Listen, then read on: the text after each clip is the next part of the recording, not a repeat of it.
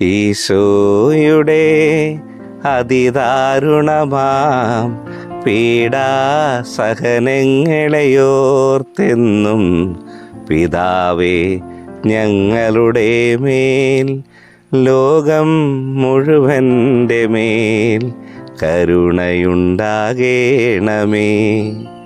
ഒരുപാട് കരുണ കൊന്തെത്തിക്കുന്നവരാ. സാധാരണ ദിവസങ്ങളിൽ ഒരുപക്ഷെ 3 മണിക്കൊക്കെ നമ്മൾ കൊന്തെത്തിക്കും.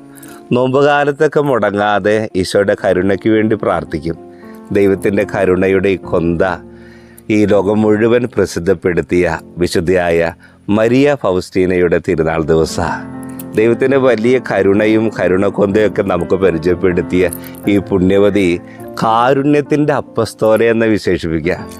ലോകം മുഴുവൻ നമ്മൾ ദിവ്യകാരുണ്യ ഈശോയുടെ ഫോട്ടോ കാണുന്നുണ്ട്, കരുണയുടെ ഈശോയുടെ ഫോട്ടോ കാണുന്നുണ്ട്.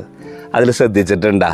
ഇങ്ങനെ പ്രകാശരശ്മികൾ ഹൃദയത്തിന് താഴെ പോകുമ്പോൾ ഇങ്ങനെ അതിനെ വിവരിക്കും.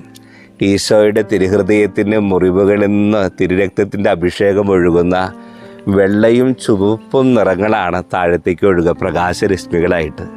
അതിങ്ങനെ പറയുക, ഈശോയുടെ ഹൃദയത്തിനൊരുങ്ങുന്ന ഒഴുകുന്ന തിരുരക്തത്തിൻ്റെ അഭിഷേകമായി തിരുവിലാവിൽ നിന്ന് വരുന്ന വെള്ളത്തിൻ്റെ ഒഴുക്കായി ഈ ഈശോയുടെ ഈ കരുണയുടെ രൂപം നമ്മളെ ഓർമ്മപ്പെടുത്തുകയാണ്. ഈശോയിൽ ഞാൻ ശരണപ്പെടുന്നു എന്നാണ് അതിൻ്റെ താഴെ നമുക്ക് വേണ്ടി എഴുതി വച്ചിരിക്കുന്നത്. ലോകം മുഴുവൻ കരുണയുടെ കൊന്തയെത്തിക്കുമ്പോൾ, കാരുണ്യത്തിന് വേണ്ടി പ്രാർത്ഥിക്കുമ്പോൾ, ദൈവത്തിൻ്റെ വലിയ കരുണയുടെ ഉപകരണമായി വിശുദ്ധ ഫൗസ്റ്റീന നിൽക്കുമ്പോൾ ഈ തിരുനാൾ നമ്മുടെ ഓർമ്മപ്പെടുത്തിയാണ്. കരുണ കൊന്ത ചൊല്ലുന്ന ഞങ്ങളുടെ ജീവിതത്തിൽ ഈശോയുടെ കാരുണ്യം ഒഴുകാൻ, മറ്റുള്ളവരുടെ ജീവിതത്തിലേക്ക് ഈശോയുടെ കാരുണ്യത്തിൻ്റെ കൃപ ജപമാലയിലൂടെ ഒഴുക്കി കൊടുക്കാൻ ഈ ദിവസം നമ്മളെ വിശുദ്ധ ഓർമ്മപ്പെടുത്തുന്നു. ദൈവസമൃദ്ധമായി കരുണ കൊന്തയിലൂടെ നമ്മളെ സമൃദ്ധമായി അനുഗ്രഹിക്കട്ടെ.